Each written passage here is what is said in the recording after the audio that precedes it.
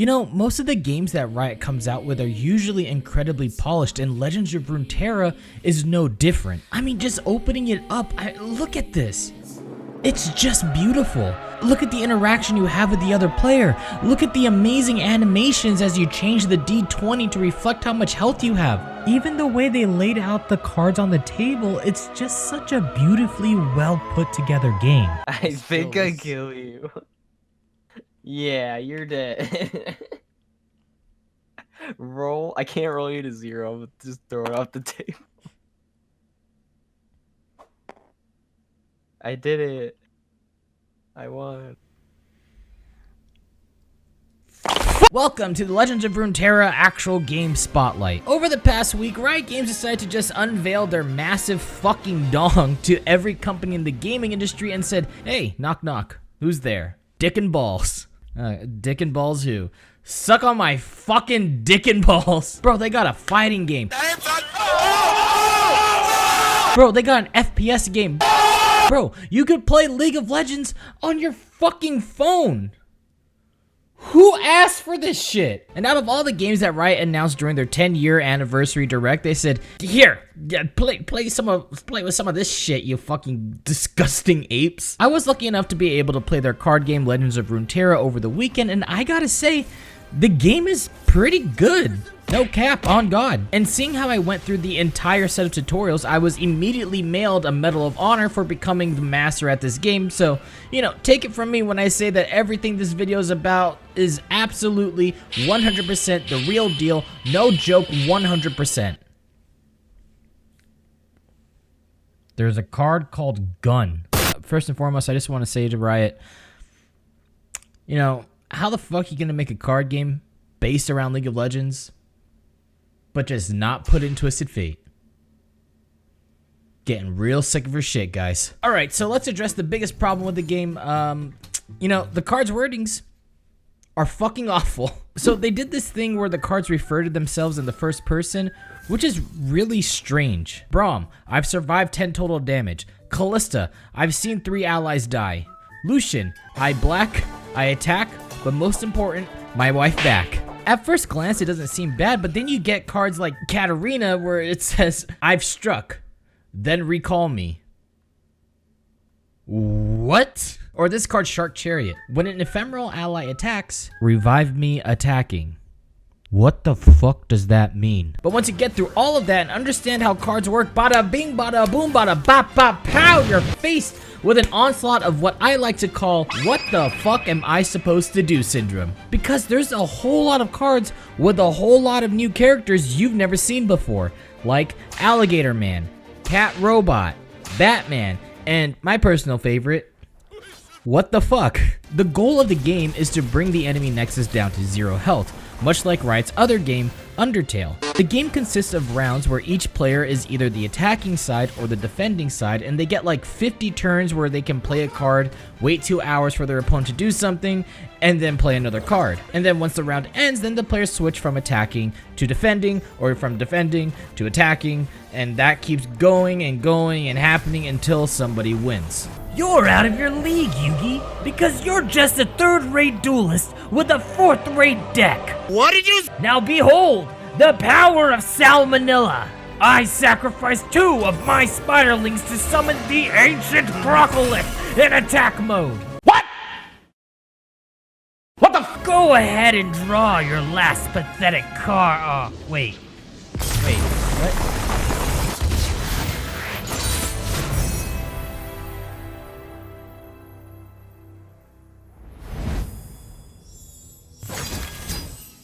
Well, I am the best. Every deck holds up to 40 cards and contains cards from 2 different factions of the game. You've got Freljord that focuses on freezing enemies, Noxus that focuses on trying to kill their opponent through just sheer brute fucking strength, Demacia that just builds different ways to play Fiora because, you know, if she kills 4 units, you just somehow win the game.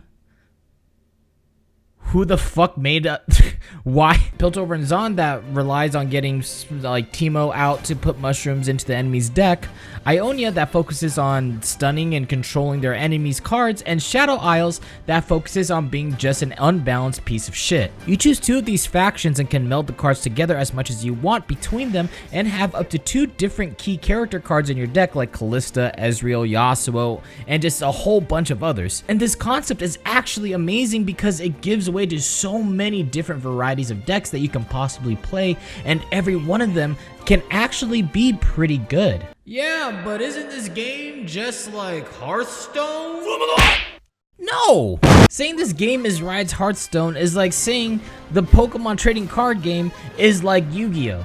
Or that Fortnite is like PUBG. Yeah, they're both digital card games, but they're completely different by design. On one hand, Hearthstone lets you attack one unit with multiple cards. On the other hand, Legends of Runeterra has this adorable Poro that you can pet throughout the game.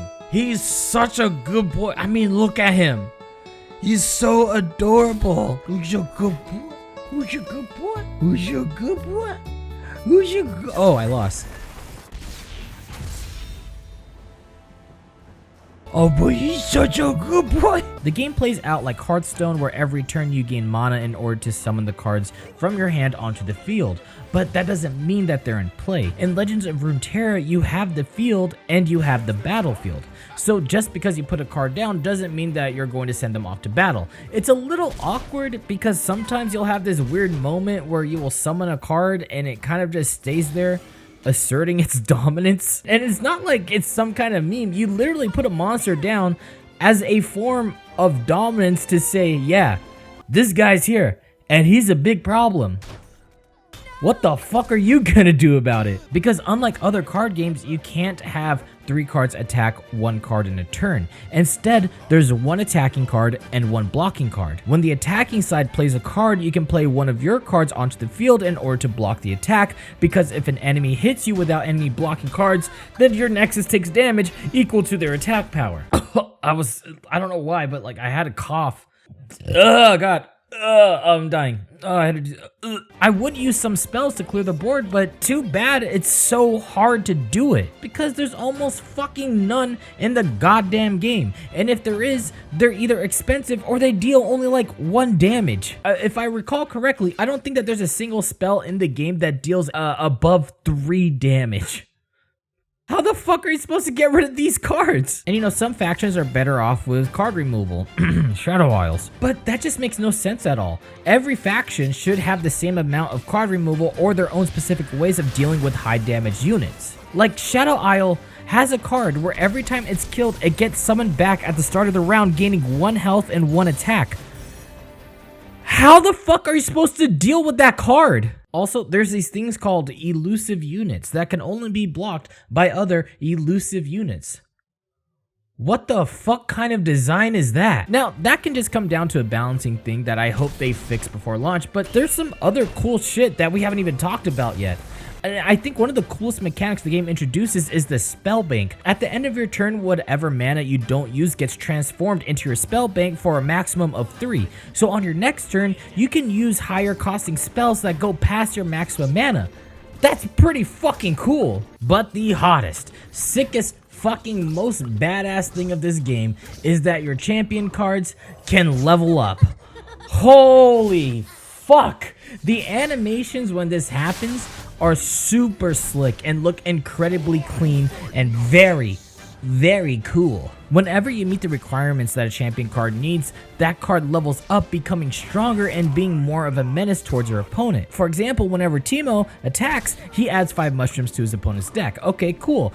But when that fucker levels up, instead of adding 5, he just fucking doubles the amount of mushrooms in their deck. Fiora makes it so then you just have to kill 4 people in order to win. Who made this? Again, who made this card? These champions are what your decks revolve around and are key cards to get to your win condition. So not drawing one of them early really feels like shit, especially if your opponent gets theirs and you're stuck with some cards that are pretty good, but they don't get you to your win condition any faster. And that's Legends of Runeterra. It's actually a really good card game that I think a lot of people are going to enjoy. There's really something interesting with with the amount of interaction you have between turns, like stopping someone's spells, putting your cards to attack so your opponent can't play spells, deciding which characters you want to block and what damage you want to take. Even though you're not attacking and you're defending, there's still things that you can do. It's a well-rounded card game that I think people who don't play card games a lot are going to enjoy, and I'm looking forward to the next preview patch before it launches next year. So in all, I give the game like a solid 7 or 8 out of 10. But what do you guys think? Is the game good? Were you able to play it? Was the game bad? What did you like or dislike about it? Leave it in the comments below and let me know. But that's it for today, and I'll see you guys with the next video. Bye-bye. Squeeze. Fuck League of Legends. Fuck the bullshit. Fuck all this shit. Fuck.